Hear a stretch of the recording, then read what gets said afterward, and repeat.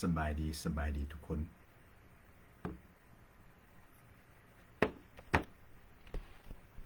ขอบคุณพระเยซูเนาะ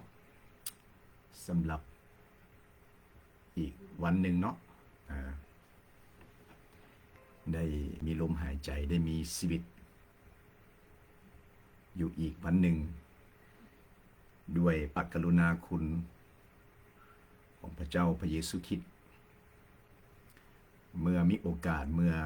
มีชีวิตมีลมหายใจก็สรรเสริญนมัสการพระเจ้าพระเยซูคริสต์ต่อไปเนาะในเช้าวันนี้และเป็นค่ำคืนที่ทั้งเอเชียลาวไทยเฮาก็จะนมัสการแล้วก็จะแบ่งปันแล้วก็จะหนุนใจนมัสการพระเยซูคริสต์ไปพร้อมๆกันเนาะ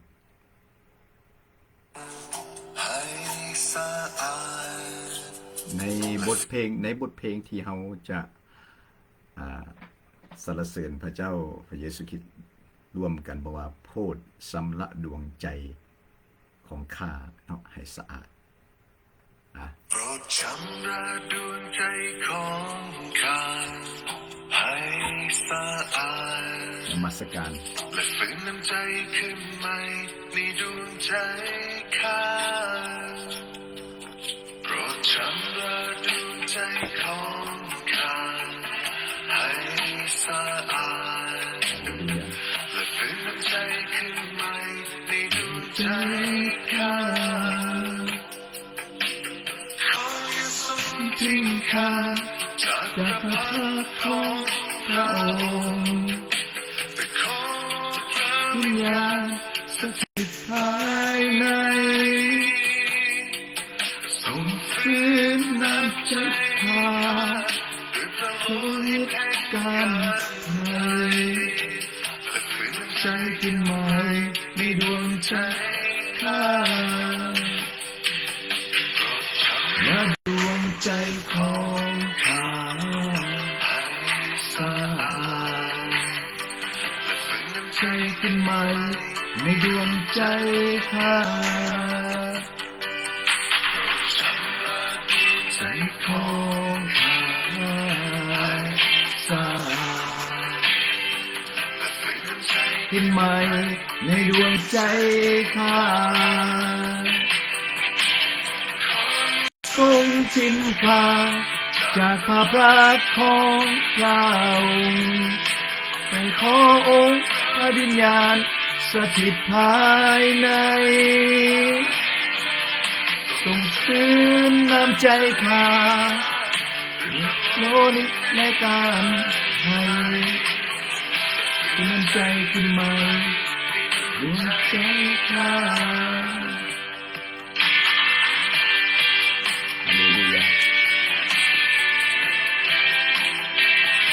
ทุกมื้อทุกวันเรานมัสการสรรเสริญเข้าไปในช่องบทพักของพระเจ้าขอการทรงสำลักด้วยพระฤทธิ์ของพระเยซูให้สะอาดขึ้นใจขึ้นใหม่ในดวงใจข้าทรงขึ้นข้าจากพระพักของพระองค์พระวิญญาณสถิตภายใน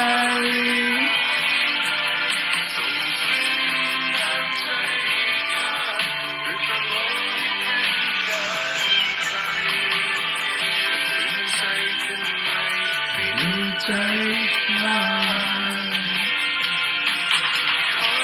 ทรงขึ้นข้าจากพระพักของพระองค์สถิตภายใน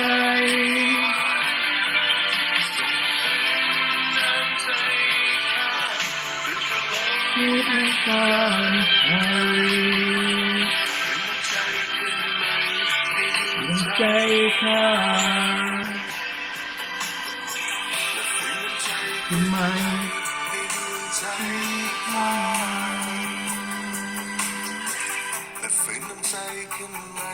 ในดวงใจข้า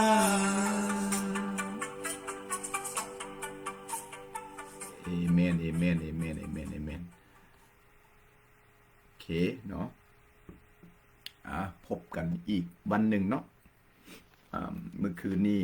ก็ได้แบ่งปันวันนี้ก็จะมาอีกในทับเป็กในหัวเรื่องอีกเรื่องหนึ่งที่เฮาบ่คอยได้ยินคริสเตียนลาวไทยโดยเฉพาะผู้นำหรือศิษยาภิบาลที่เทศที่สอนเรื่องนี้เนาะแต่ว่าก็มีพระใจก็เคยแบ่งปันหลายครั้งแล้วก็จะแบ่งปันอีกย่ำอีกเนาะเพราะว่าอีกบทนี้ก็เนาะเดี๋ยวนี้มื้อนี้วันที่เท่าใดมื้อนี้วันที่10เนาะ11 12อีกบ่ดนอีกมื้อนึงเนาะก็มื้อนึง2มื้อก็จะเป็นมื้อที่ทั้งลาวไทยทั้งประเทศลาวประเทศไทยเพิ่นก็จะเฉลิมฉลองวันปีใหม่หรือเอิ้นว่าวันสงกรานต์เนาะในวันนี้จะใส่หัวข้อบอกว่าสมควรบ่คริสเตียนลาวไทยเฮาจะเฉลิมฉลองวันปีใหม่ลาวปีใหม่ไทยหรือลิ้นสงกรานต์ลิ้นบุญฮดน้ำสงกรานต์เนาะอันนี้เขาจะมาเจาะประเด็นและ subject ในเรื่องนี้เนาะเรื่องความเชื่อและความเข้าใจนั้นเป็นสิ่งที่สำคัญที่สุดอีกแบบสิ่งหนึ่งสำหรับสิทธิของการเป็นมนุษย์ถ้าเฮาบ่มีความเชื่อแล้วก็บ่มีความเข้าใจสิทธิของเฮาก็มันบ่ไปบ่มามันก็สับสนวุ่นวายมันบ่มีเป้าหมายที่ชัดเจนในการเป็นมนุษย์อยู่ในบนโลกแห่งนี้เนาะหลายครั้งพวกเฮาที่เติบโตใหญ่ขึ้นมาสำหรับคนลาวคนไทยเฮาส่วนหลายเฮาก็จะเชื่อแล้วก็จะปฏิบัติตามเขาเอิ้นว่าฮีตของประเพณีหรือคำสอนจากปู่ย่าตายายพ่อแม่ที่สั่งสอนเชื่อถือกันแบบใดก็พวกเขาที่เกิดใหม่ใหญ่รุ่นก็ติดตามพวกเพิ่นเนาะเพิ่นสอนเพิ่นนำไปได้เฮาก็ติดตามแต่หลายครั้งเฮาเองบ่ได้เลือกชีวิตเส้นทางเดินของเฮาหรือเฮาก็บ่ได้แสวงหาบ่ได้ศึกษาบ่ได้ค้นคว้าด้วยตัวของเฮาแต่เฮาก็เพียงแต่เพราะว่าปู่ย่าตายายของเฮาเพิ่นเชื่อถือแบบนี้เพิ่นปฏิบัติแบบนี้เฮาก็เรียกว่าเฮาก็ปฏิบัติเชื่อถือเนาะฉะนั้นก็เห็นทุกปีเนาะอันนี้ก็อยากส่งข้อความหรือสื่อสารไปถึงโดยเฉพาะบรรดาศิษยาภิบาลทั้งลาวทั้งไทยแล้วเจาะจงพิเศษอยู่ทั้งลาวทั้งไทยโดยตรงเลยเพราะว่าก็บ่ค่อยเห็นผู้ใดที่มาอธิบายและเน้นเกี่ยวกับเรื่องสมควรบ่ที่คริสเตียนที่จะไปเฉลิมฉลองหรือลิ้นบุญฮดน้ำสงกรานต์ในปีใหม่ลาวไทยแต่มันตรงกันข้ามที่ได้เห็นผู้นำบรรดาอาจารย์ศิษยาภิบาลสบบ่ว่าลาวหรือไทยก็พาพี่น้องเฉลิมฉลองปีใหม่ฮดน้ำแม้แต่อยู่ในคริสตจักรแล้วก็เอาความเชื่อถือหรือการปฏิบัติตัวนี้เข้ามาในคริสตจักรเนาะในความเชื่อถือเก่าแก่เกี่ยวกับเรื่องการฮดน้ำบุญปีใหม่สงกรานต์ก็คือว่าการฮดน้ำหรือการลิ้นน้ำการฮดน้ำเพื่อจะสำลักสิ่งเก่าๆสิ่งที่มันเป็นมลทินสิ่งที่มันเป็นอันใดความผิดบาปหรือความผิดพลาดหรือความล้มเหลวสำลักออกไปความเจ็บไข้ได้ป่วยสำลักออกไปแล้วก็ปีใหม่ต้อนรับปีใหม่และฉะนั้นลาวไทยเฮาจึงมักใช้คำศัพท์ว่าโชคดีปีใหม่แม่นบ่หลังจากเพิ่นฮดน้ำเพิ่นสงกรานต์กันแล้วก็เอาสำลักสิ่งเก่าๆสิ่งที่มันบ่ดีบ่จบบ่งามให้ออกไปแล้วก็ปีใหม่แล้วก็ตั้งต้นใหม่เฮาได้ยิน การส่งต่อหรือการถ่ายทอดหรือความเชื่อหรือความเข้าใจและการเว้าการปฏิบัติในรูปแบบนี้มาหลายสัวเส้นคนแล้วแต่อยากสนทนากับพี่น้องโดยเฉพาะบรรดาศิษยาภิบาลนักเทศน์ครูสอนทั้งหลายเฮาเว้ากันอยู่เสมอเฮาสอนกันอยู่เสมอว่าเนาะว่าในฐานะที่เฮาเป็นลูกของพระเจ้าเป็นคริสเตียนเฮาต้องเอาพระคัมภีร์เป็นหลักและถ้าสิ่งใดที่มันบ่ได้บันทึกบ่ได้เน้นบ่ได้ย้ำอยู่ในพระคัมภีร์เฮาก็บ่สมควรที่จะเข้าไปพัวพันถ้าว่าสิ่งที่มันสำคัญที่สุดที่พระเจ้าต้องการอยากให้มนุษย์นี่นะที่จะกระทำนี่พงจะบันทึกไว้อยู่ในพระคำของพระเจ้านี่เนาะฉะนั้นได้อธิบายไปแล้วว่าความเชื่อถือของปู่ย่าตายายของเฮาในความเชื่อถือเก่าๆเพิ่นรดน้ำเพิ่นสงกรานต์กันเพื่อหยังเพื่อจะสำลักสิ่งที่มันเป็นมลทินที่มันเป็นความเปื้อนก็คือเว้าแหละความเจ็บไข้ได้ป่วยพยาธิโรคาชีวิตเก่าๆให้มันไหลไปให้มันถูกสำลักทำลายไปและปีใหม่ก็เริ่มต้นชีวิตใหม่อันนี้คือความเชื่อถือเก่าแต่สิ่งเหล่านี้มันบ่ได้บันทึกในพระคำของพระเจ้าเนาะจังซั่นอยากเตือนสติแล้วก็ให้คำแนะนำให้พี่น้องโดยเฉพาะคริสเตียนลาวไทยพิจารณาในเรื่องนี้และโดยเฉพาะบรรดาศิษยาภิบาลและนักเทศน์ทั้งหลายบางครั้งเฮาเป็นศิษยาภิบาลก็ยังพากันไปรดน้ำนะบุญปีใหม่สงกรานต์แบบทำแบบคนทั่วไปทั้งสิ่งเหล่านี้น่ะบ่ได้บันทึกในพระคำของพระเจ้าพระเจ้าบ่เคยสอนพระเจ้าบ่เคยเน้นแต่ว่าหลายครั้งเฮาก็ได้ยินนักเทศในบทโลกนี่ว่าเอาพระคัมภีร์เป็นหลักแต่ในภาคการปฏิบัติเกี่ยวกับเรื่องสงกรานต์เรื่องการรดน้ำเรื่องการปีใหม่สิ่งเหล่านี้บ่ได้บันทึกในพระคัมภีร์เลยแต่เฮาก็พากันเฮ็ดบางคนนี่รดน้ำกันหมดโบสถ์เลยเห็นทั้งลาวทั้งไทยให้เฮาพิจารณากันนะในตรงนี้เนาะฉะนั้นบัดนี้เฮามาเบิ่งในหลักพระคำของพระเจ้าเกี่ยวกับเรื่องการทรงสำระด้วยน้ำที่พระคัมภีร์ได้บันทึกไว้ในรูปแบบใดในมุมมองในจุดใดเฮาเบิ่งเฮาเฮียนเฮาขุดเฮาค้นในพระคำของพระเจ้าเนาะแล้วก็เชื่อแล้วเอามานำใส่นะฉะนั้นเรื่องการใส่น้ำทรงสำระก็มีในพระคำของพระเจ้าบ่ว่าในพระคัมภีร์ภาคพันธสัญญาเดิมหรือในพระคัมภีร์ในภาคพันธสัญญาใหม่ก็มีมากมายเนาะเฮาจะเบิ่งไปในพระคำของพระเจ้าอยู่ในพระคำของพระเจ้าอยู่ในเขาเอิ้นว่าในระเบียบเลวีเนาะในภาษาไทยก็ว่าเลวีนิติเนาะบทที่8ข้อ6เกี่ยวกับการใส่น้ำทรงสำลักในระเบียบเลวีบทที่8ข้อ6เลวีนิติบทที่8เนาะบทที่8ข้อ6โมเสสก็ได้เอาอาโรนและลูกชายทั้งหลายของเรามาสำละห่างกายด้วยน้ำฉะนั้นนี่คืออีกจุดหนึ่งเกี่ยวกับเรื่องการใส่น้ำทรงสำละในพระคำของพระเจ้าแล้วอยู่ในข้อ12เราได้ถอกน้ำมันเจิมลงถึงหัวของอาโรนคือโมเสสเนาะให้ลูกของอาโรนและอาโรนก่อนจะมารับหน้าที่ตำแหน่งในการเป็นปาโรหิตได้รับการสำระด้วยน้ำเนาะแล้วเราได้ถอกเอาน้ำมันเจิมลงที่หัวอาโรนแล้วเจิมลาวให้เป็นเจิมลาวไว้เพื่อสำระให้บริสุทธิ์ซึ่งในพระคำของพระเจ้าก็มีเกี่ยวกับเรื่องการทรงสำระด้วยน้ำหรือเจิมด้วยน้ำมันเพื่อจะสำระให้บริสุทธิ์ตอนไป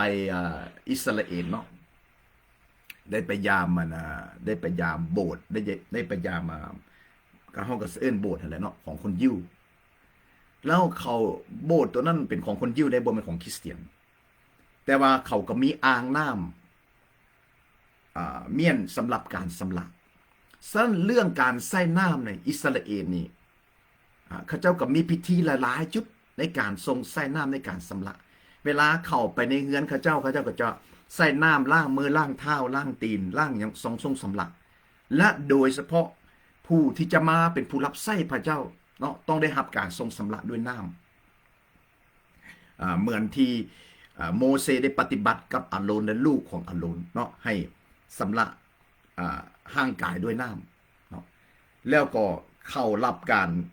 ารเจิมในการสถาปนาการแต่งตั้งเนาะเจิมแล้วเพื่อสำลักให้บริสุทธิ์คือแต่งตั้งไว้ในหน้าที่ตำแหน่งที่จะเป็นผู้บริบัติรับใช้พระเจ้าในหน้าที่ปโลหิตฉะนั้นอันนี้คือจุดเริ่มต้นอีกจุดหนึ่งเกี่ยวกับเรื่องการทรงสำลักด้วยน้ำเนาะใส่น้ำในการทรงสำลักอยู่ในพระคัมภีร์ภาคพันธสัญญาเดิมบัดนี้เรามาเบิ่งในพระคัมภีร์ในภาคพันธสัญญาใหม่อยู่ในเฮเบรบทที่10เริ่มจากข้อ22เนาะพระคัมภีร์บอกว่าโดยเหตุนี้จงให้พวกเขาเข้าไปใกล้ด้วยความจริงใจด้วยความเสื่ออันเต็มบริบูรณ์พระคำของพระเจ้าได้เสื่อนะคนของพระเจ้าทั้งหลายให้เข้ามาใกล้พระเจ้าด้วยความเสื่ออันบริบูรณ์มีใจที่ได้รับการทรงสำลักจากความรู้สึกตัวว่ามีบาปและมีห่างกายที่สำลักด้วยน้ำบริสุทธิ์บอกว่าพระคัมภีร์ภาคพันธสัญญาเดิมและพระคัมภีร์ภาคพันธสัญญาใหม่ก็มีการสำลักด้วยน้ำแต่ความหมายของในหลักของพระคัมภีร์มันแตกต่างกับการลิ้นบุญหดน้ำหรือการลิ้นบุญสงกรานต์หรือปีใหม่ลาวปีใหม่ไทยเอามาหดมาสำลักกันอันนี้คือความเสื่อดั้งเดิมแต่ให้เฮาทั้งหลายมาเบิ่งในหลักพระคำของพระเจ้าว่าการใส่น้ำหรือสำลักด้วยน้ำในพระคำของพระเจ้านี่มีความหมายแบบใดถ้าเว้ายังเนาะเฮาฮู้ว่าน้ำนี่บ่สามารถที่จะสำลักมนุษย์ได้เนาะแต่ว่าน้ำบริสุทธิ์อยู่ที่นี่อาจจะหมายถึงพระโลหิตของพระเยซูบางบอนพระคัมภีร์ก็เว้าถึงน้ำนี่หมายถึงพระคำของพระเจ้าบางบอนน้ำเนาะมันขึ้นมาจะไปในจุดใดแบบใดฉะนั้นเลือดพระโลหิตของพระเยซูนั้นสามารถสำลักมนุษย์นะน้ำบริสุทธิ์เลือดพระโลหิตของพระเยซูสามารถสำลักมนุษย์ให้บริสุทธิ์ได้ใน1 ยอห์นใน1 โยฮันบทที่1ข้อ7เนาะพระคัมภีร์บอกว่าอยู่ในท้ายบทของข้อ7พระโลหิตของพระเยซูพระบุตรของพระองค์ทรงสำระล้างเฮาทั้งหลายจากบาปทั้งสิ้นเลือดหรือพระโลหิตของพระเยซูเท่านั้นจะสามารถสำระเฮาจากบาปจากมลทินทั้งสิ้นและพระคำของพระเจ้าบางตอนก็เว้าถึงพระคำของพระเจ้าเป็นเหมือนน้ำยกตัวอย่างอยู่ในเพลงสรรเสริญสดุดีบทที่1ข้อนะข้อ3ก็เว้าถึงว่าน้ำนี่หมายถึงพระคำของพระองค์ฉะนั้นในข้อ2ว่าความสุขนะเป็นของคนที่อ่านพระคำหรือภาวนาใคร่ควรพระคำของพระเจ้าทั้งกลางวันและกลางคืนคนผู้นี้เป็นเหมือนต้นไม้ที่ปลูกไว้ใกล้ลำน้ำซึ่งมีใบเขียวสดงดงามและเกิดผลตามฤดูกาลลาวกระทำทุกสิ่งก็สำเร็จผลเฮาเป็นเหมือนต้นไม้และน้ำนี่หมายถึงพระคำของพระองค์ คนที่ภาวนาใคร่ควรพระคำของพระเจ้าพระคัมภีร์เปรียบเสมือนว่าคนนั่นเป็นเหมือนต้นไม้บุคคลผู้คนผู้นี้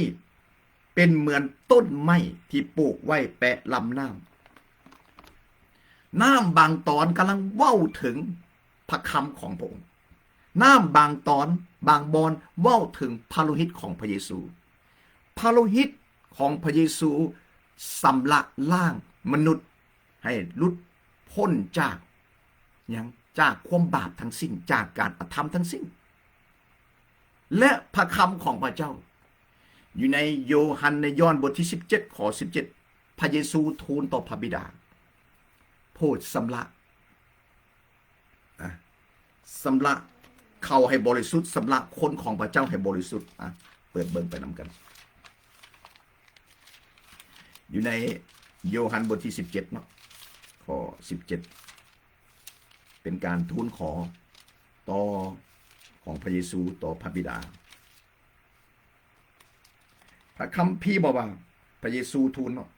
ขอทรงโปรดสำระเขาให้บริสุทธิ์ด้วยความจริงพระธรรมของพระองค์นั่นเป็นความจริงฉะนั้นน้ำบางตอนก็เว้าแล้วเปรียบเป็นหมายถึงพระคำของพระเจ้าพระธรรมของพระเจ้าเป็นความจริงน้ำบางตอนกำลังบางบอนเว้าถึงพระโลหิตของพระเยซูอยู่ในเฮเบรอที่บอกว่าให้เขามีห่างกายสำระด้วยน้ำให้บริสุทธิ์ฉะนั้นบุญปีใหม่บุญสงกรานต์การหดนอกหดน้ำบ่สามารถจะเปลี่ยนแปลงชีวิตของคนได้บ่สามารถที่จะสำระหัวใจของคนได้และในการลิ้นปีใหม่ลาวไทยสงกรานต์หดน้ำก็บ่ได้เป็นวิธีทางของลูกของพระเจ้าและบ่มีการบันทึกในพระคำของพระเจ้าให้เฮาพิจารณาร่วมกันว่าบรรดานักเทศน์สบศิษยาภิบาลทั้งหลายโดยเฉพาะทั้งประเทศลาวประเทศไทยพวกเฮาได้นูนใจได้อธิบายได้สอนกันแบบนี้บ่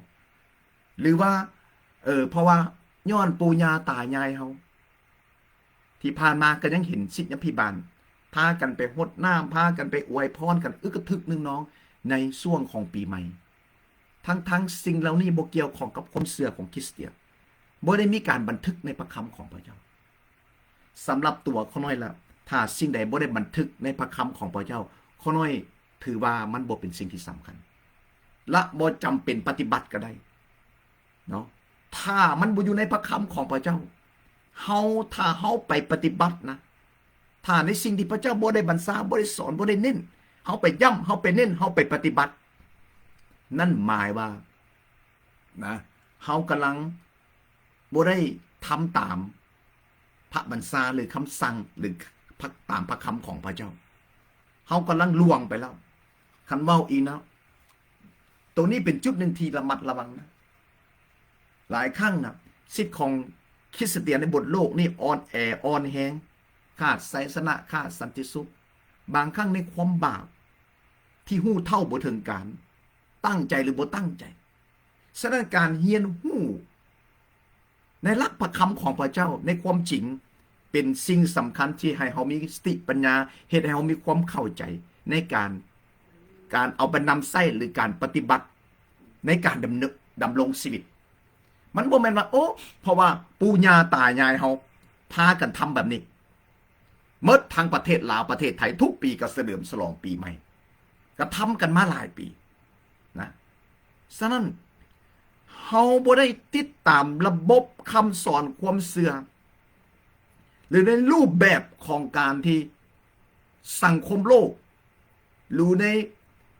ชุมชนหรืออยู่ในประเทศหรืออยู่ในเมืองที่เฮาอยู่นั่นเฮาบ่ได้เรียนแบบเฮาบ่ได้ไปแบบนั้นลูกของพระเจ้าในบนโลกนี่จุดที่เฮาจะดำเนินชีวิตและจุดที่เฮาจะยึดถือคือในหลักพระคำของพระเจ้าพี่น้องที่รักเนาะฉะนั้นอยากฝากเรื่องนี้ให้บรรดาศิษยาภิบาลลาวไทยโดยเฉพาะทางลาวทางไทยนะพิจารณากันในด้านนี้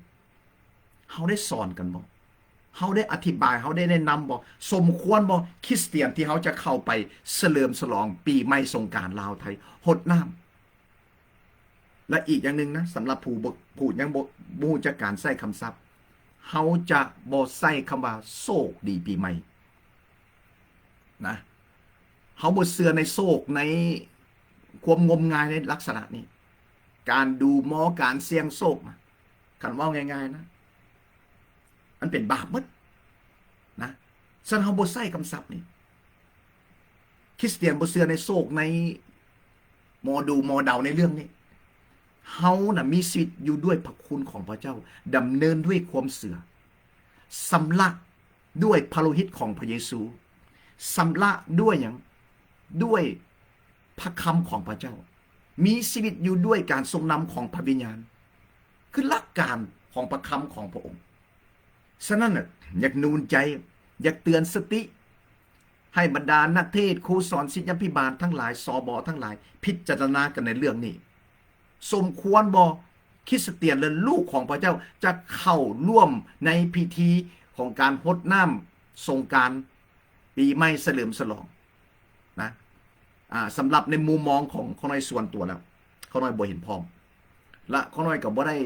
เฉลิมฉลองปีใหม่นี่โอ้มันบ่แม่นเกือบประมาณเกือบ38ปีแล้วบ่ได้บ่พัวพันเลยนะแล้วก็บ่ได้หมายว่าโอ้เห็นบ่ความเชื่อดั้งเดิมก็ว่าถ้าเฮาเฉลิมฉลองเฮารดน้ำกันแล้วเฮาจะสำละและสิ่งที่มันสวยมันหยังสิ่งเก่าๆมันไหลไปตามน้ำตามหยังนะอันนี้ก็คือความเข้าใจความเชื่อเก่าๆแต่เวลานี้น่ะเฮาเข้ามานะในความเชื่อในองค์พระเยซูคริสต์เฮาบ่ได้เดินตามในความเชื่อและความเข้าใจในรูปแบบเก่าๆอีกต่อไปแล้วเฮามีหลักพระคำของพระเจ้าที่จะเรียนรู้ที่จะศึกษาและเอาไปปฏิบัติตามการทรงนำของพระวิญญาณบริสุทธิ์ของพระเจ้าเนาะจังสั้นฉะนั้นเมื่อเฮากำลังเว้าถึงเรื่องน้ำแต่สิ่งที่สำคัญอีกในจุดหนึ่งเกี่ยวกับเรื่องการใส่น้ำเนาะคือเรื่องพระมหาบัญชาของพระเยซูตัวนี้เฮาควรจะใส่ใจในมัทธิวบทที่28นะเริ่มจากข้อ19พระเยซูว่าอำนาจทั้งหมดทั้งสวรรค์และแผ่นดินโลกได้ทรงมอบให้แก่เฮาคือพระเยซูและพระเยซูทรงต่อในสิทธิอำนาจที่ได้รับมอบหมายจากพระบิดาและพระองค์ทรงต่อให้อัครสาวกหรือสาวกของพระเยซูฉะนั้นพระองค์จึงบอกว่าเหตุฉะนั้นพวกทานจงไปอยู่ที่นี่คือพระมหาบัญชาของพระเยซูให้ไปประกาศเรื่องราวข่าวประเสริฐเรื่องความรอดพ้นนะเรื่องอาณาจักรของพระเจ้าการทิ่มใจเก้าเอาใจใหม่การต้อนรับพระเยซูคริสต์แล้วพระคัมภีร์บอกอย่างจงเหตุให้คนทุกชาติเป็นสาวกหรือลูกศิษย์แล้วต่อมาว่าให้เขาบัพติศมาในนามพระบิดาพระบุตรพระวิญญาณบริสุทธิ์ตรงนี้กำลังว่าถึงการบัพติศมาโดยน้ำสั่งสอนเขาให้รักษาสิ่งสารพัดในสิ่งที่เขาได้สั่งจำไว้แล้วและนี่แหละเขาจะอยู่กับพวกท่านทั้งหลายทุกวันจนหมดกับถ้าเขากำลังว่าถึงการใส่น้ำเนาะในการใส่น้ำในตรงนี้นี่แหละเป็นจุดที่คือการบัพติศมาด้วยน้ำอันนี้เหมาะสมอันนี้ส่งเสริมอันนี้100%เพราะนี่คือคำสั่งและพระมหาบัญชาของพระเยซูฉะนั้นเป็นการที่เข้าไปในขบวนการในชีวิตในเส้นทางเดินใหม่ๆในความเจริญในทางของพระเจ้าแล้วเมื่อเราทำสิ่งใดที่มันอยู่ในหลักพระคำของพระเจ้านะชีวิตของเราก็จะเปลี่ยนแปลงก็จะมีความเจริญขึ้นนะมีความก้าวหน้ามีการทวีคูณขึ้นบ่ว่าจะเป็นเรื่องของความเสื่อในความเข้าใจหรือการใช้ชีวิตในการเป็นอยู่เนาะฉะนั้นในน้ำตัวนี้เหมาะสมที่จะใช้ในการบัพติศมาในนามพระบิดาพระบุตรพระวิญญาณบริสุทธิ์เนาะฉะนั้นอันนี้คือการใช้คือเรื่องเกี่ยวกับน้ำอยู่ในพระวจนะธรรมของพระเจ้าเนาะในพระคำของพระเจ้าความหมายอีกอย่างหนึ่งของการบัพติศมาด้วยน้ำเนาะเห็นบอกพี่น้อง อยู่ในพระคำของพระเจ้าอยู่ในระเบียบเลวีหรือเลวีนิติบทที่8ข้อ6โมเสสก็สั่งอาโรนและลูกของอาโรนให้หยังให้คนเหล่านี้ทั้งหลายเนาะรับการสำระห่างกายด้วยน้ำก่อนจะมาเป็นผู้รับใช้ก่อนจะมาเป็นปาโลหิต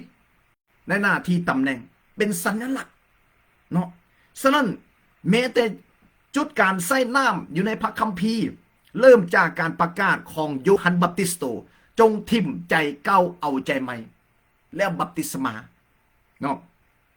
แต่การบัพติศมาของยอห์นกับการบัพติศมาของคริสเตียนก็แตกต่างกันอีกแต่การบัพติศมาของคริสเตียนคือการบัพติศมาด้วยน้ำเป็นนะมีความหมาย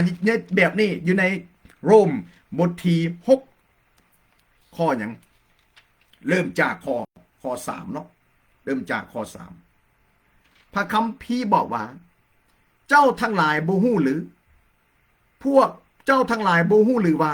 พวกเขาทุกคนที่ได้รับบัพติศมาเข้าในพระเยซูคริสต์ก็ได้รับบัพติศมาเข้าในความตายของพระองค์เหตุฉะนั้นเขาจึงถูกฝังไว้กับพระองค์เมื่อเขาถูกจุ่มลงไปในน้ำเนาะบัพติศมาในน้ำคือถูกการฝังลงคือการตายถูกการฝังลงกับพระองค์โดยการบัพติศมาเข้าในการสิ้นพระชนม์นั่นเพื่อพระคริสต์เพื่อว่าพระคริสต์ได้ทรงบันดาลให้คืนพระชนม์ด้วยฤทธิเดชอันหุงเฮืองของพระบิดาสันใดเฮาทั้งหลายก็จะได้ดำเนินชีวิตใหม่เหมือนกันสันนั้นเพราะว่าถ้าเฮาทั้งหลายเข้าสนิทกับพระองค์แล้วในการตายอย่างพระองค์เฮาก็เข้าสนิทกับพระองค์ในการคืนการทรงบันดาลให้คืนมาอย่างพระองค์และถือได้ทรงบันดาลให้คืนพระชนม์ฉะนั้นคือความหมายของการจุ่มลงน้ำคือเวลาจุ่มลงไปคือการตายกับพระเยซูคริสต์เนาะอันนี้คือในสิ่งที่ในหลักประคำของพระเจ้าในการใส่น้ำเนาะบ่ว่าจะเป็นการทรงสำลักในพระคัมภีร์ภาคพันธสัญญาเดิมหรือการบัพติศมาด้วยน้ำเป็นความหมายคือการจุ่มการตายกับพระเยซูคริสต์และเมื่อขึ้นมาจากน้ำก็คือการพระคัมภีร์ก็บอกเนาะก็คือว่าแบบมีชีวิตขึ้นมาอันนี้ในหลักของประคำของพระเจ้าอันนี้คือความหมายตัวนั้นเนาะคือความหมายตัวนี้พระเยซูก็ปฏิบัติในตรงนี้ฉะนั้นในจุดนี้นะในการใส่น้ำเนาะหรือความหมายของน้ำในการใส่ในหลักความเชื่อของคริสเตียนมันจะอยู่ในจุดในตรงนี้แต่บ่แม่นการไปหดน้ำไปหดส่งหดน้ำหรือสงกรานต์ในปีใหม่ที่จะบอกว่าโอ้หดกันแล้วหดน้ำกันแล้วสงกรานต์กันแล้วอวยพรกันแล้วและจะรับการทรงสำลักมีอันนี้มาจากทางประเทศไทยนะฟังน้ำกันนะมีหลายคนพยายามที่จะตีความหมายแบบนี้เพราะว่าในช่วงของการปีใหม่ลาวไทยสงกรานต์หดน้ำเพราะว่าสบหรือศิลยาภิบาลทั้งลาวทั้งไทยหลายคนก็ทำแบบนี้แล้วก็หดน้ำไม่ยังอวยพรกันหดใส่มือบ่หรือใส่หัวเนี่ยก็แล้วแต่เนาะสงกรานต์นะหดน้ำและก็ตีความหมายว่าน้ำนั่นกำลังหดนั้นหมายถึงการทรงสำลักหมายถึงเลือดของพระเยซูพี่น้องอย่าเข้าใจผิดนะพระคัมภีร์บ่ได้บันทึกอย่างจักหน่อยเกี่ยวกับเรื่องสงกรานต์หรือปีใหม่ในการหดน้ำในการอวยพรกันในแบบนั้นบ่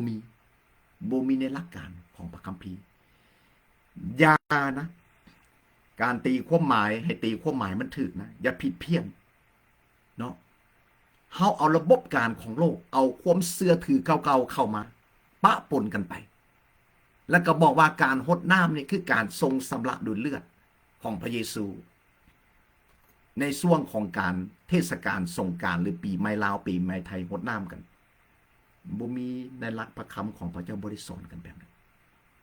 เนาะฉะนั้นอย่าบิดเบียนความจริงในความจริงของพระเจ้านั้นที่จริงแล้วมันบ่มีผู้ใดดอกในบนโลกนี้จะบิดเบียนความจริงของพระเจ้าพระคำของพระเจ้าตั้งมั่นคงอยู่นิรันดรนิรันดร์การพระเยซูยังว่าฟ้าและดินจะล่วงลับไปแต่ถ้อยคำของพระองค์ไม่ได้จุดดังเดียวจะบ่ถึกหรือล่างไปมนุษย์นะจะบิดซ้ายบิดขวาเอาอันนี้เติมเข้ามาเอาอันนี้ตัดออกไปจะทำจังใดก็แล้วแต่บ่มีมนุษย์คนใดสามารถเปลี่ยนแปลงคำสอนหรือพระวจนะธรรมของพระเจ้าได้ถ้าผู้ใดบังอาจที่จะเพิ่มเติมหรือเปลี่ยนแปลงนะพี่น้องระมัดระวังนะเขาสามารถถึงการลงโทษอันตรายเพราะคือเขากำลังต่อสู้พระเจ้าโดยบ่รู้สึกตัวเป็นหยังพระคำของพระเจ้าจึงบันทึกไว้ในพระคัมภีร์66 เล่มจึงส่งมาให้มนุษย์ในบทโลกนี้เพื่อเขาจะได้เรียนศึกษาและติดตามเอาไปนำใส่และเมื่อเขาเอาไปนำใส่ตามหลักพระคำของพระเจ้าสิทธิ์ของเขามีการเปลี่ยนแปลงภายในมีการเปลี่ยนแปลงมีความเข้าใจและเมื่อเอาไปนำใส่แล้วอย่างเขาก็จะได้รับพระพรประสบการณ์ไสสนาก็เหมือนพระคำของพระเจ้าเว้าอยู่ในอย่างอยู่ในเพลงสรรเสริญสดุดีบทที่1 ข้อ 3เว้าถึงคนที่ภาวนาศึกษาพระคำของพระเจ้านั้นเอาใจใส่ในหลักพระคำของพระเจ้าเขาเป็นเหมือนต้นไม้ที่ปลูกไว้แปะลำน้ำซึ่งมีใบเขียวสดงดงามและเกิดผลตามฤดูกาลเรากระทำทุกสิ่งก็สำเร็จผลการสำเร็จผลในทางของพระเจ้าคือการเชื่อฟังตามคำสอนตามพระวจนะธรรมของพระเจ้าแล้วก็จะทั้งเกิดผลนะเกิดผลตามฤดูกาลและถึงความสำเร็จด้วยในพระคำของพระเจ้าอยู่ในโยชัวในโยสวานะบทที่1ข้อ7ลงไปพระเจ้าได้ทรงบัญชาสอนโมเสทรงสอนโยชัวโยสวาและโยชัวทรงสอนอิสราเอลทรงต่อการสอนทรงต่อกันไปในพระคำของพระเจ้าโยชัวโยสวาเนาะบทที่1ข้อ7จงเฮ็ดตามพระธรรมทั้งหมดที่โมเสผู้รับใช้ของเราได้สั่งเจ้าแบบพระเจ้าทรงสอนสั่งโมเสสั่งโยชัวโยสวาอย่าปะถิ่มจักขอเลยเนาะแต่ว่าในภาษาอังกฤษบอกตัวหนึ่งว่าอย่า do not turn left or right อย่าเลี้ยวซ้ายอย่าหันซ้ายอย่าหันขวาอย่าวอกแวกก็คือว่าตั้งมั่นในคำสอนของพระเจ้าเหมือนคนที่ตีความหมายมาในช่วงของเทศกาลสงกรานต์หดน้ำกันหมายถึงการสำลักโดยเลือดมันบ่แม่นคำสอนของในพระคัมภีร์นะแล้วเนาะอันนั้นแหละคือการที่ว่ากำลังหันซ้ายหันขวาแล้ววันนี้พระคัมภีร์บอกนะจงเฮียนหูจากปึ้มจากพระคำของพระเจ้าหรืออีกคำศัพท์หนึ่งภาวนาใคร่ควรพระคำของพระเจ้าทั้งกลางวันและกลางคืนเอาใจใส่และปฏิบัติตามถ้อยคำนั้นเจ้าจะได้รับผลสำเร็จและในทุกวิธีทางพร้อมกับความเจริญและอย่างเจริญขึ้นและมีทางความเจริญและมีทางความสำเร็จฉะนั้นไผก็แล้วแต่เมื่อติดตามคำสอนพระวจนะธรรมของพระเจ้าพบการเปลี่ยนแปลงพบพระพรพบความเจริญพบกับความสำเร็จฉะนั้นอย่าเอาระบบการของโลกหรือคำสอนหรือความเชื่อหรือการส่งต่อจากปู่ย่าตายายคำสอนต่างๆที่มันบ่สอดคล้องหรือมันบ่อยู่ในหลักพระคำของพระเจ้าอย่าเอามาเปื่อจนกันอย่าเอามาผูกพันมาเข้ามามันมีเยื่อใยในตรงนี้เนาะจังสั้นอยากหนุนใจพี่น้องและโดยเฉพาะบรรดานักเทศและศิษยาภิบาลทั้งหลาย ให้พากันพิจารณากันในตรงนี้โดยเฉพาะทั้งประเทศลาวและไทย ที่ยังเห็นสิทธิพิบาลนี่แหละพาสมสิกเห็ดพากันเสลิมฉลองปีใหม่ฮดนอกฮดน้ำที่มันเป็นความเสื่อเป็นฮีตของเป็นความเสื่อดั้งเดิมเขาออกมาจากความเสื่อดั้งเดิมแล้วเขาเข้ามาในเส้นทางความเสื่อในองค์พระเยซูคริสต์ก็คืออยู่ในหลักพระคำของพระองค์เนาะจังสั้นอยากฝากคำแนะนำและการหนุนใจเกี่ยวกับเรื่องตั้งคำถามมาสมควรคริสเตียนจะเฉลิมฉลองเทศกาลปีใหม่ลาวปีใหม่ไทยสงกรานต์ฮดน้ำหรือเข้าไปในมีบางหลายครั้งคริสเตียนในปีใหม่ก็เต้นลำเฮฮากันฟ้อนเกี่ยวลำมงผู้ที่บนนักเนี่ยดื่มพวกแหละดื่มพร้อมอีกนะแต่เวลามานมัสการพระเจ้าพวกที่มักฟ้อนนะก็คือบ่ฟ้อนถวายเกียรติให้พระเจ้าคือบ่เต้นสรรเสริญพระเจ้านะมันเวลาในสงกรานต์นะสงกรานต์ปีใหม่ประเทศลาวประเทศไทยขี่รถไปตามถนนหนทางเสียงสปีกเกอร์เสียงเพลงเขาใส่ปึ้งปังปึ้งปังปึ้งปังถ้าผู้ใดความเสื่อที่บนนักเนี่ยก็เลอไหลไปในบรรยากาศในอารมณ์เหน่งยุกยุกเงกเงกนะบัดมาหาพระเจ้าเนี่ยยืนคือต่อไม้นี่ยกยกเงกเงกยกมือนมัสการพระเจ้ากับบ่ได้นะฉะนั้นน่ะพี่น้องพิจารณานะให้เฮายึดในหลักประคำของพระเจ้าสิ่งใดพระเยซูบ่ได้สอนสิ่งใดพระคัมภีร์บ่ได้บัญชาบ่ได้บอกบ่ได้เน้นน่ะอย่าไปเอาใจใส่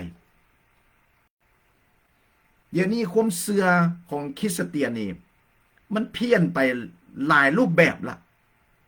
ไปเน้นในสิ่งที่พระเจ้าบ่ได้เน้นไปทำในสิ่งที่พระเจ้าบ่ได้บัญชาแต่พระมหาบัญชาของพระเยซูนี่คือบ่พากันเน้นกันในการประกาศนำคนมาเชื่อถ้าอยากใส่น้ำนะเหมาะสมในการบัพติศมาด้วยน้ำจุ่มลงเลยนะพี่น้องที่ฮักโมเมนต์มาสิมาเฮฮากันไปตามกระแสของสังคมหรือตามฮีตของประเพณีหรือต่างความเสื่อบูหานตาการปู่ย่าตายายเสือมาไม่ได้ทำไปนี่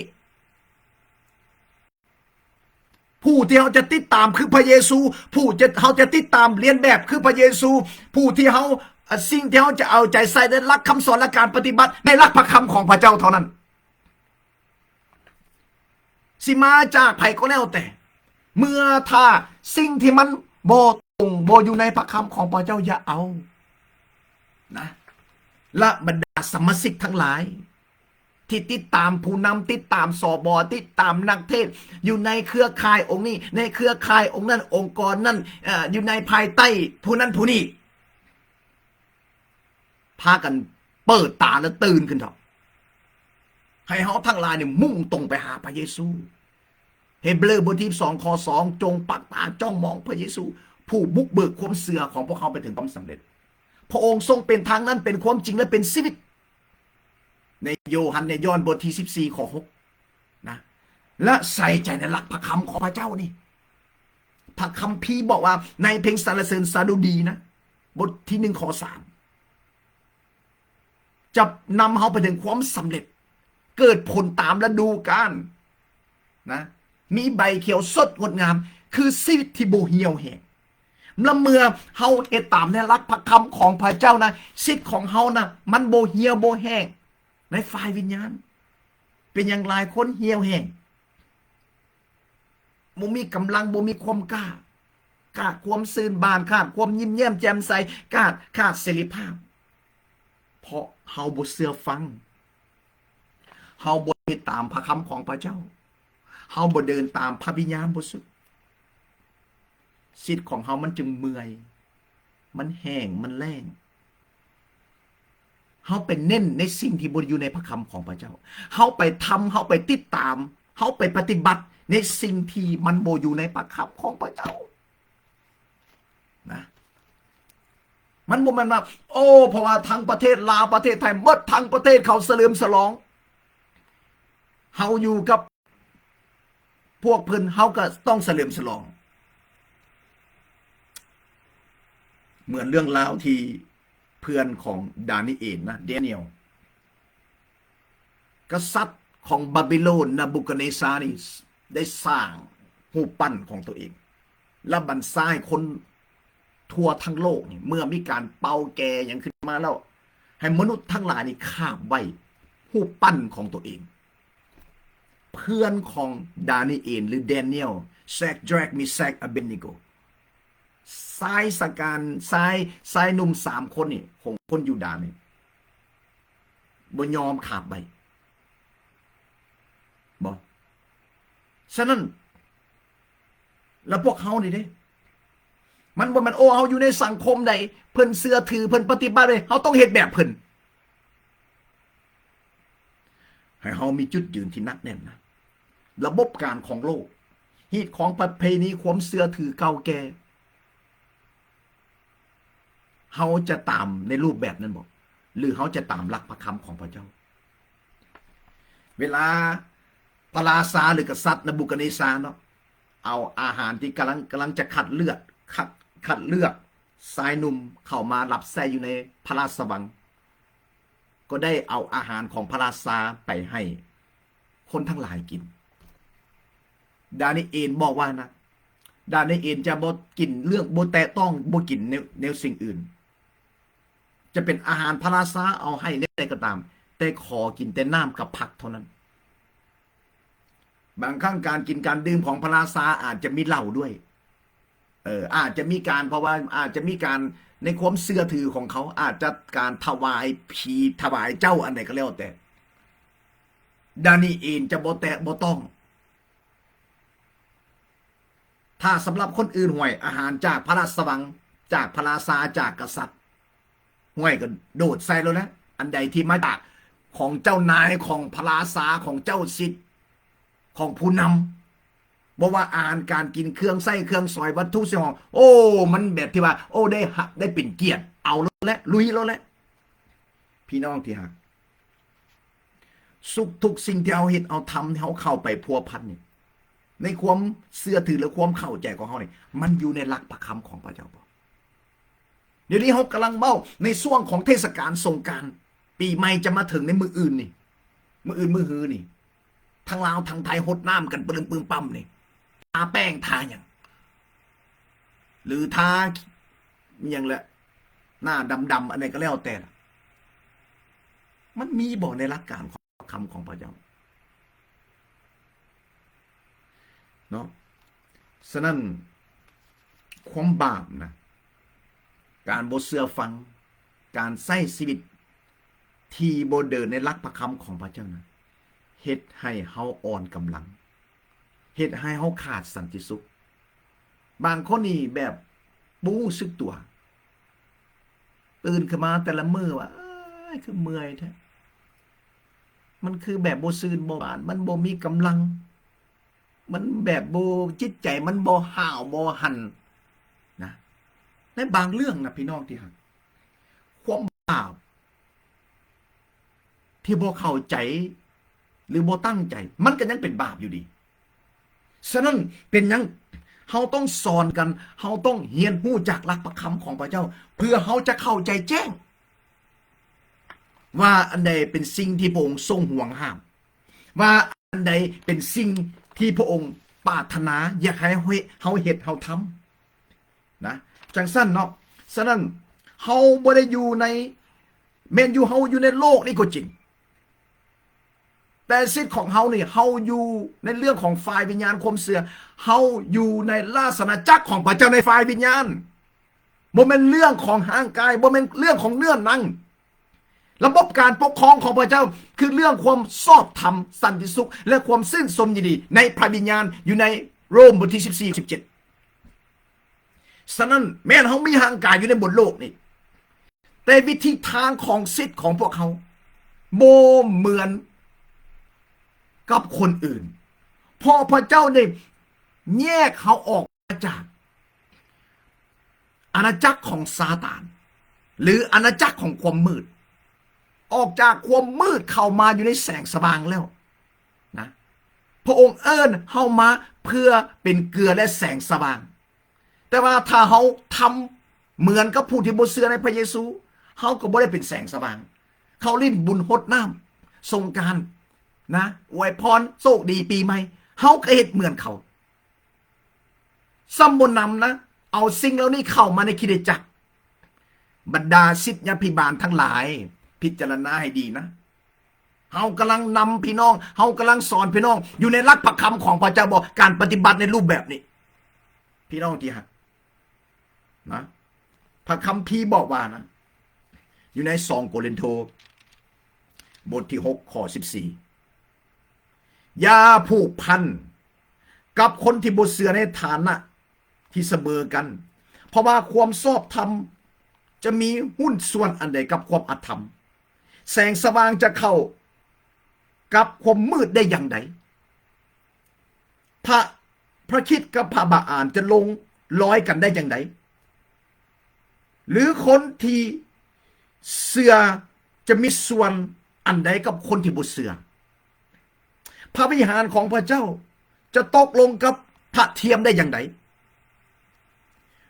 พระคัมภีร์ว่าด้วยว่า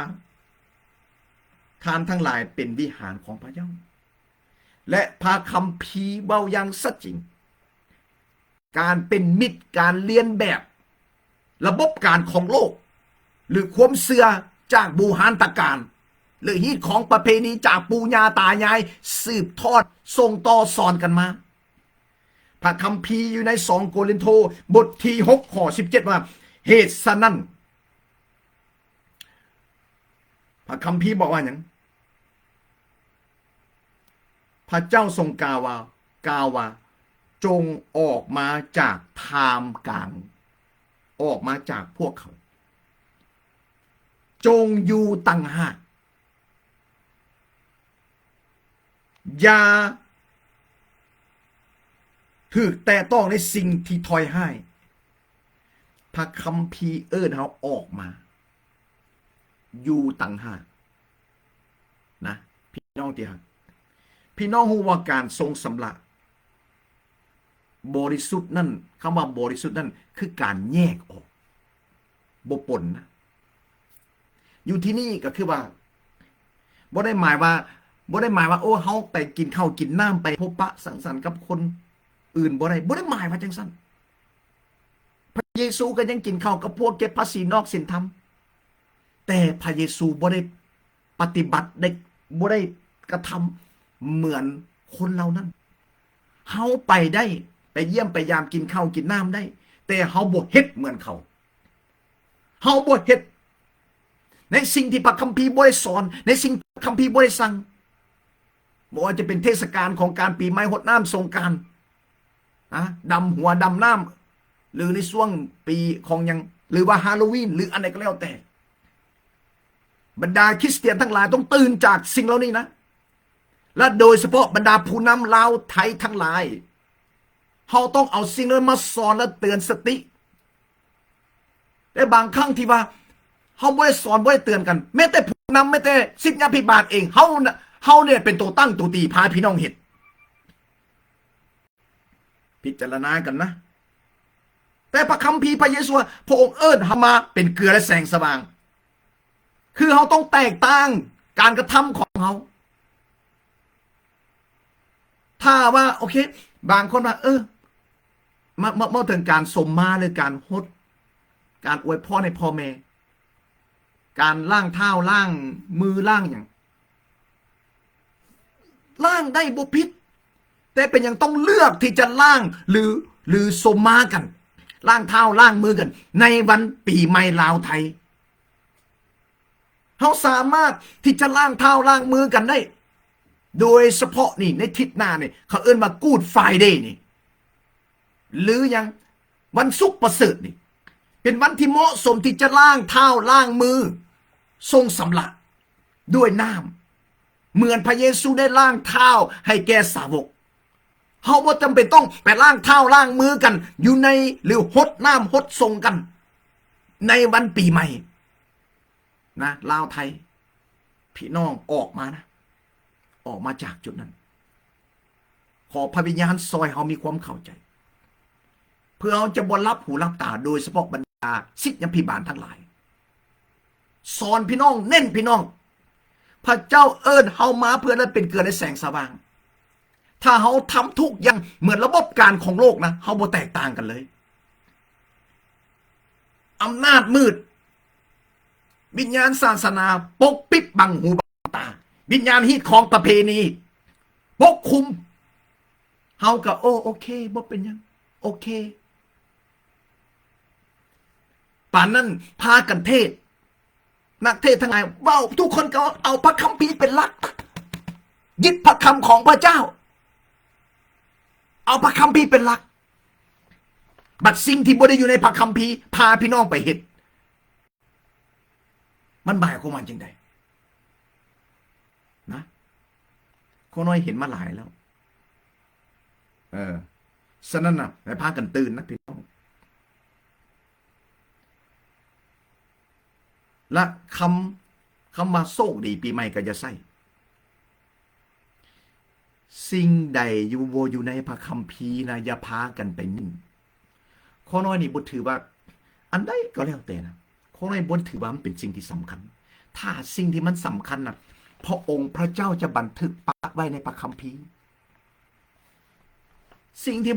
ในสิ่งที่พระองค์บอกสอนเฮาในเรื่องของความรักในเรื่องการประกาศเรื่องการรับใช้เรื่องการอยู่ร่วมกันมันมีหลายสิ่งในพระคำของพระเจ้าที่สอนเฮาผัดบ่เน้นเฮาผัดไปใส่ใจไปทุ่มเทนะหรือว่าจะหน่อยพี่น้องบางคนโดยเฉพาะทางลาวทางไทยโอ้ปีใหม่จะมาแล้วปีใหม่สงกรานต์บุญรดน้ำจะมาแล้วสิไปซื้อแต่งตัวแบบใดสิไปเตรียมงานเฉลิมฉลองแบบใดขอพระวิญญาณซอยเนาะพี่น้องกับบ่เมื่อยบ่เสียเงินข้อน้อยนี่บ่ได้ลิ้นปีใหม่สงกรานต์นี่มันบ่แม่นฮอด38 ปีแล้วบ่ข้อน้อยค่อยตั้งแต่พุ่นแหละกับบ่ได้สนแล้วกับบ่ได้หมายว่าแต่เฮาก็ยังมีสันติสุขในพระเจ้านะถึงบ่ได้ไปเฮฮาอยู่อเมริกานี่คือกันปีใหม่ลาวนี่ก็พิลึกนะอันนี้ก็ขึ้นนำความเสื่อของไปของมันเด้อสำหรับเขาหน่อยนี่บ่เอานำแต่ถ้าอยากเอาก็เอาอันนี้เป็นเรื่องความเสื่อเรื่องของความเข้าใจของแต่ละบุคคลพระเจ้าให้สิทธิในการเลือกเฮามักแบบใดเฮาเลือกแบบใดพระคัมภีร์ว่าจังซี่นะกาลาเตียบทที่6ข้อ7ผู้ใดหว่านสิ่งใดจะเก็บเกี่ยวสิ่งนั้นคือการใช้ชีวิตผู้ใดเดินติดตามในหลักคำสอนของพระเจ้าอย่างถูกต้องตามการทรงนำของพระวิญญาณบริสุทธิ์ชีวิตเปลี่ยนแปลงชีวิตเจริญขึ้นมีไสยชนะอยู่ในบนโลกนี้และกลายเป็นพระพรให้แก่คนต่อไปเหมือนสิ่งที่พระองค์บัญชาและเอิ้นเฮามาเป็นเกลือและแสงสว่างเพราะในโลกปัจจุบันนี้เฮาอยู่ในวาระยุคสุดท้ายความหักเยือกเย็นความชั่วความบาปความอธรรมมันเพิ่มทวีคูณขึ้นความมืดอำนาจมืดความบาปมันปกคลุมในบนโลกนี้พระเยซูเอิ้นเฮามาเพื่อจะเป็นแสงสว่างสายส่องแสงสายแสงเข้าไปในความมืดที่มนุษย์ทั้งหลายกำลังถูกปกปิดหูตาที่บ่สามารถมองเห็นกำลังเขาเอิ้นว่างมงายงมงวยกันรับหูรับตากันตาวิญญาณบ่ได้เปิดออกยังบ่ได้พบกับแสงสว่างพระเยซูว่าพระองค์ทรงเป็นแสงสว่างสำหรับโลกเฮาได้รับแสงสว่างจากองค์พระเยซูเป็นเฮาได้รับแสงสว่างสะท้อนเข้ามาในชีวิตของเฮาเพื่อแสงสว่างที่ขององค์พระเยซูอยู่ในเฮานี่เพื่อจะสะท้อนสายแสงส่องแสงออกไปให้ความหวังเปิดหูตาแก่มนุษย์ที่อยู่ในความมืด พระองค์เอิ้นให้เฮามาเพื่อเป็นเกลือที่มีความเค็มเพื่อจะยังเพื่อจะดับความเหม็นคุณค่าของเกลือก็คือว่าเอื้อความเน่าความเหม็นฉะนั้นสิทธิ์ของเฮาก็เช่นเดียวกันที่ได้รับการทรงสำระการไถ่โดยพระโลหิตของพระเยซูโดยพระคำของพระเจ้าโดยพระวิญญาณบริสุทธิ์เฮาเป็นเกลือที่มีความเค็มที่จะเอื้อความเปื่อยเน่าความเหม็นก็คือความบาปอยู่ในบนโลกนี้พระเจ้าเอิ้นเฮามาเป็นตัวแทนถ้าเฮาเป็นเกลือที่บ่มีความเค็มมันก็ใช้การบ่ได้ถ้าเป็นตะเกียงหรือหลอดไฟที่บ่มีแสงสว่างก็บ่มีความหมายน้ำพระทัยของพระเจ้าเฮาได้รับการไถ่การทรงเอิ้นทรงเลือกดึงเฮาออกมาจากอำนาจมืดแล้วเพื่อเฮาจะเป็นตัวแทนของพระเยซูคริสต์ในบนโลกนี้สายแสงทรงแสงส่องแสงทรงต่อพระพรให้แก่คนอื่นต่อไปความหักความหวังชีวิตนิรันดร์ในพระเยซูคริสต์ฉะนั้นอย่าเลียนแบบโลกอย่าผูกพันอย่าเข้าไปติดพันเฮาเฮ็ดอย่างเฮาต้องมีเป้าหมายการกระทำของเฮาทุกอย่างเพื่อเป็นพยานฝ่ายพระเยซูบ่แม่นพากันรับหูรับตากันโอ้เพราะว่าพ่อแม่ปู่ย่าตายายบ้านเมืองเฮาพากันเฮ็ดแบบนี้เฮาก็ต้องเฮ็ดเฮาอยู่กับเพิ่นเหมือนคนในเว้าแหละถ้าพ่อแม่เฮานี่หรือว่าคนที่เกิดก่อนเฮาพาเฮาเฮ็ดหยังเฮาก็สิตามบ่พระเจ้าสร้างเฮามานั้นมีเลือดเนื้อมีแนวคิดมีวิญญาณมีสมองมีความเข้าใจสามารถตัดสินใจพระองค์ให้สิทธิเสรีภาพในการตัดสินใจบ่แม่นเฮาบ่มีสมองบ่แม่นเฮาบ่มีความคิดมันบ่โอ้พ่อแม่ปู่ย่าตายายผู้ใหญ่ผู้เกิดก่อนพาเสือไปได้พาทำไปได้เฮาก็ตามไปอันนั้นเขาเอิ้นว่านี่แหละพระคัมภีร์ว่าคนตาบอดจูงคนตาบอดจะตกลงขุมผู้ที่ตาดีเนี่ยคือพระเยซูเพราะพระองค์เป็นแสงสว่างในตัวของพระองค์มีแสงสว่างพระองค์เป็นแสงสว่างเนาะจังซั่นน่ะเดินที่ตามแสงสว่างพระเยซูนั่นแหละหรือคำสอนของพระองค์อย่าไปผูกพันกับคนที่บ่เชื่อในเท่าเทียมกันอย่าไปเทียมแอบเป้าหมายเฮาเข้าไปเพื่อจะเป็นพยานฝ่ายพระเยซูมันบ่แม่นเข้าไปละทำเหมือนเขามีผู้หนึ่งบอกว่าเพิ่นตีความหมายไปซั่นเพิ่นเข้าไปเยี่ยมยามหรือไปบุญไปดองนี่แหละไปงานของมีงานนี่แหละเพิ่นก็ไปดื่มเหล้าดื่มหยังแล้วเพิ่นให้ความหมายไปสิเพิ่นว่าอันนี้คือการประกาศของเพิ่นว่าเท้าจะต้องการเพิ่นว่าอยากได้ลูกเสือก็ต้องเข้าทำเสือหมายว่าต้องไปเฮ็ดแบบต้องเฮ็ดแบบเขาเพื่อจะได้ใจเขากินเขาดื่มก็ต้องเฮ็ดแบบเขาเพื่อจะได้ใจเขานะอยู่ทั้งประเทศลาวประเทศไทยนี่มันมีบุญหรือเทศกาลอย่างมากมายนะบ่ว่าจะบุญปีใหม่รดน้ำบุญสวงเฮือบุญลอยกระทงบุญบั้งไฟบุญนั่นบุญนี่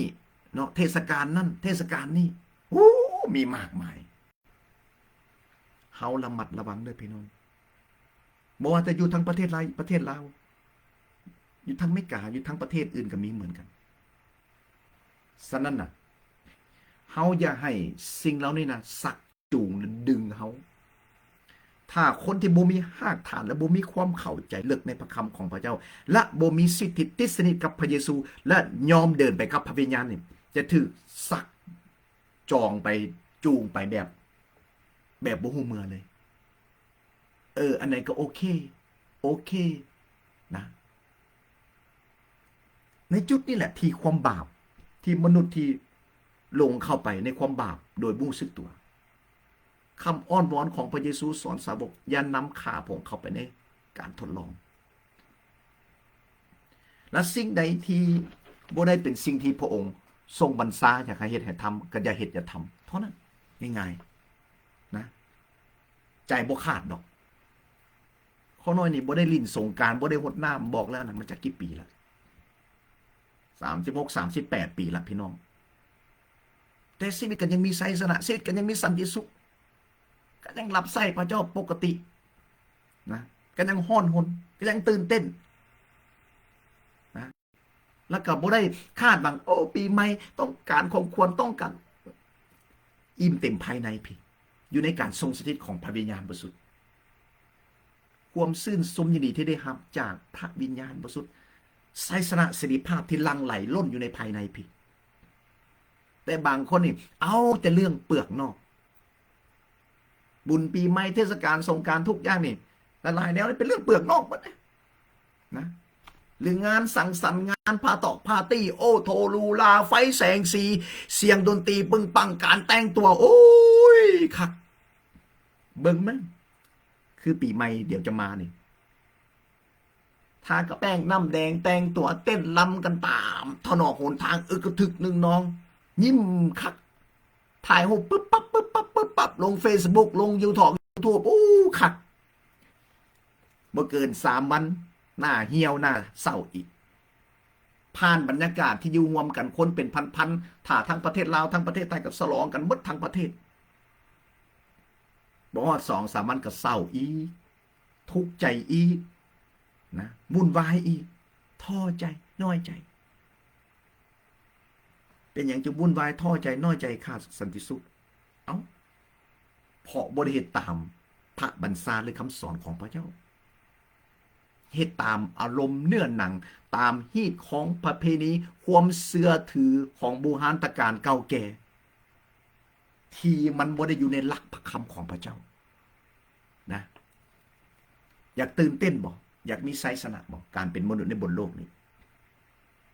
อยากสมองจิตใจอยากอยู่ในความสงบสุขแบบสบายบ่เชื่อฟังติดสนิทกับพระเยซูจะเกิดผลหลายยอมต่อการทรงนำของพระวิญญาณและยึดถือพระคำของพระเจ้าเป็นหลักนะเนาะและโดยเฉพาะในการนูนใจครั้งนี้อยากส่งข้อความหรือการให้คำแนะนำหรือเนาะสิ่งที่อธิบายตัวนี้เจาะจงโดยเฉพาะบรรดาศิษยพิบาลนักเทศสมทั้งหลายทั้งลาวทั้งไทยพิจารณากันเรื่องนี้คอยเสือพระเจ้ามาหลายปีก็บ่ค่อยเห็นผู้ใดมาสอนมาอธิบายตรงนี้แล้วก็เฮ็ดให้คริสเตียนลาวไทยเฮานี่ไปตามกระแสของสังคมในบุญปีใหม่เทศกาลสงกรานต์รดน้ำเฮ็ดแบบสังคมโลกทั่วไปเลยแทนที่เฮานี่จะดึงออกเอาไหมคือบ่จัดวันนั้นจัดงานฟื้นฟูขึ้นเลยมีงานอันไหนที่เขามีเทศกาลอันที่เขาทำกันอยู่ในวันนั้นในช่วงนั้นพวกเขาที่เป็นลูกของพระเจ้ามาเต้าโหมกันฟื้นฟูนมัสการสรรเสริญพระเจ้ามันสิบ่มวนซืนมันสิบ่ทะลุทะลวงบ่ในตรงนั้นแต่เฮาแบบตรงกันข้ามเขาเฮ็ดเฮาก็อยากเฮ็ดเอาการรดน้ำพุ่นเอาการปีใหม่เข้ามาในที่โบสถ์ในที่เฮือน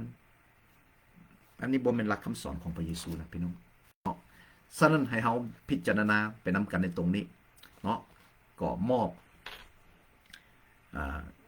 ในวันนี้ที่กำลังเว้าถึงว่าสมควรบ่ที่คริสเตียนจะเฉลิมฉลองวันปีใหม่ลาวไทยสงกรานต์รดน้ำเป็นหลักคำสอนของพระเยซูบ่ให้เฮาพิจารณาไปนำกันเนาะมอบถ้อยคำและการอธิบายนี้ให้พี่น้องทางลาวทางไทยเจาะจงทั้งพี่น้องทางประเทศลาวประเทศไทยนั่นแหละโดยเฉพาะบรรดาผู้นำเอาสิ่งเหล่านี้มาสนทนามาพิจารณาร่วมกันว่ามันเป็นหลักคำสอนในหลักพระคำของพระเจ้าบอกเนาะขอพระเจ้าพระเยซูคริสต์อวยพรและขอพระวิญญาณบริสุทธิ์ที่จะเปิดตาใจพวกเขาให้มีความเข้าใจในความล้ำลึกในคำสอน ของพระองค์ผ่านพระวจนะธรรมของพระองค์และใส่พระคำของพระเจ้าที่ถูกต้องเสริมสร้างคนของพระเจ้านี่คือการสร้างสาวกด้วยพระวจนะธรรมของพระเจ้าด้วยการสอนที่มาจากพระวิญญาณบริสุทธิ์เอเมนขอพระเยซูได้รับเกียรติเนาะเอเมนเอเมนพบกันในคลิปหน้าเนาะวิดีโอหน้าในเรื่องใหม่หรือพี่น้องผู้ใดอยากสนใจอยากให้สอนให้นูนใจแบ่งปันในเรื่องใดพี่น้องสามารถเขียนเข้ามาแล้วจะค้นคว้าแล้วก็จะมาอธิบายกับพี่น้องเนาะแบ่งปันกับพี่น้องขอ